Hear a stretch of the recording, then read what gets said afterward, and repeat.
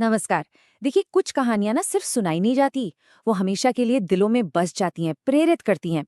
आज हम एक ऐसे ही असाधारण सैनिक की बहादुरी की दास्तान जानेंगे। ये कहानी है मेजर मोहित शर्मा की।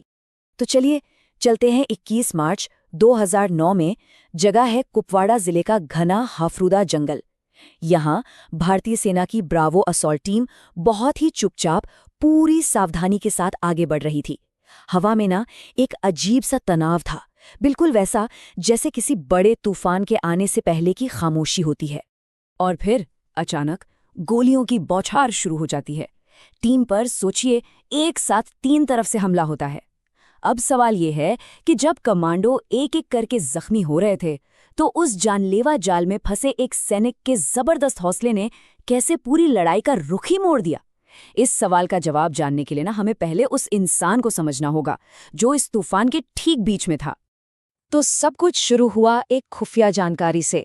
पता चला था कि कुछ आतंकवादी घने जंगलों के रास्ते देश में घुसपैठ कर चुके हैं।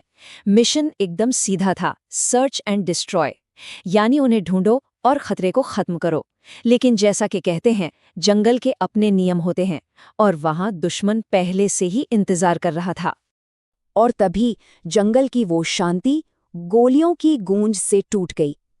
आतंकवादियों ने 3 तरफ से धावा बोल दिया। हमला इतना अचानक और जोरदार था कि टीम को संभलने का मौका ही नहीं मिला।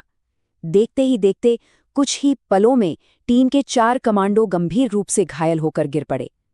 टीम चारों तरफ से घिर चुकी थी और हर बीतता हुआ पल जानलेवा था। अब इस लड़ाई का नतीजा क्या हुआ, ये जानने के लिए हमें उस इंसान को समझना होगा जो इस टीम को लीड कर रहा था।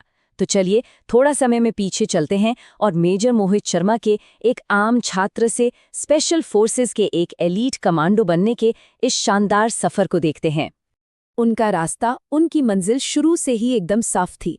1995 में एनडीए ज्वाइन करने से लेकर 1999 में सेना में कमीशन पाने तक उनका हर एक कदम उन्हें अपने असली लक्ष्य के और करीब ले जा रहा था।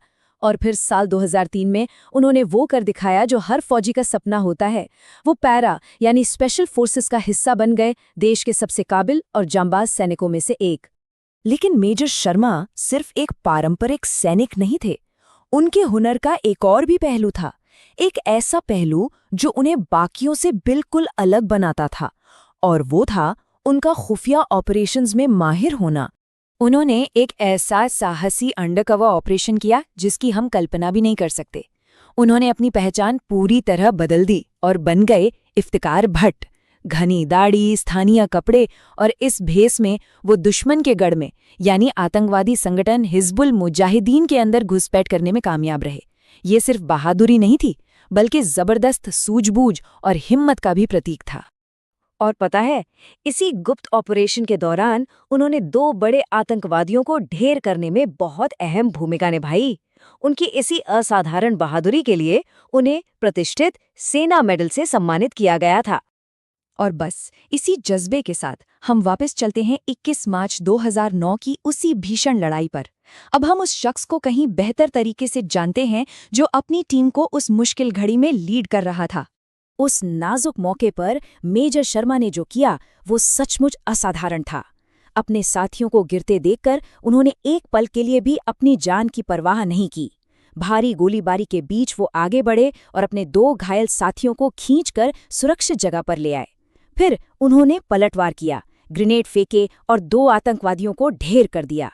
तभी दुश्मन की एक गोली उनके सीने में आ लगी, लेकिन वो योद्धा रुका नहीं। अपनी आखिरी सांस तक लड़ते हुए उन्होंने 2 और आतंकवादियों को मार गिराया। सिर्फ 31 साल, सोचिए, इतनी कम उम्र में उन्होंने देश के लिए अपना सब कुछ न्यौछावर कर दिया। ये संख्या हमें उस भारी नुकसान का एहसास कराती है जो देश ने अपने एक बहादुर बेटे को खोकर उठाया। मेजर मोहित शर्मा के इस सर्वोच्च बलिदान को देश ने कभी नहीं भुलाया। उनकी इस असाधारण बहादुरी को राष्ट्र ने सर्वोच्च सम्मान दिया। उनके इस सर्वोच्च बलिदान के लिए उन्हें मरणोपरांत अशोक चक्र से सम्मानित किया गया, जो शांति काल में दिया जाने वाला सबसे बड़ा वीरता पुरस्कार है। ये सम्मान उनके सेना मेडल और chief of army staff commendation card जैसे पहले मिले सम्मानों की ही एक कड़ी थी। उनका हर एक पुरस्कार उनकी बहादुरी के एक अलग पहलू को दिखाता है, चाहे वो कोई गुप्त मिशन हो या फिर आमने सामने की लड़ाई। और उनकी विरासत आज भी हमारे बीच जिंदा है। साल 2019 में उनके गृहनगर गाजियाबाद में एक मेट्रो स्टेशन का नाम उनके नाम पर रखा गया। ये एक छोटा सा तरीका है ये पक्का करने का कि उनकी कहानी आने वाली पीढ़ियों को भी हमेशा प्रेरणा देती रहे। तो अंत में एक सवाल उठता है, किसी नायक की असली परिभाषा आखिर है क्या? क्या ये बहादुरी का कोई एक आखिरी महान काम है, या फिर साहस और कर्तव्य को समर्पित एक पूरा जीवन? मेजर मोहित शर्मा की कहानी हमें इन दोनों का ही एक बहुत शक्तिशाली उदाहरण देती है।